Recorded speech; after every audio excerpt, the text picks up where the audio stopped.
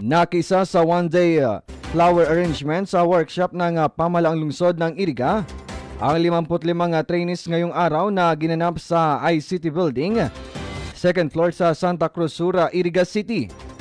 Ang bilang ng mga benepisyaryo ng naturang training ay binubuo ng mga individual sa iba't ibang sektor. Kabilang na ang mga kababaihan, youth groups, mga batang ina, overseas Filipino workers, kasama ang ilang mga pamilya, person with disabilities or PWDs, at ang mga empleyado ng lokal na gobyerno.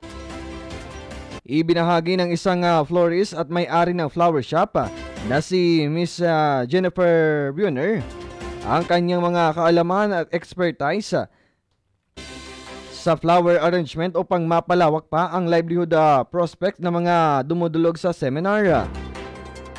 Samantala, sa tulong ng Public Employment Services Office or PESO,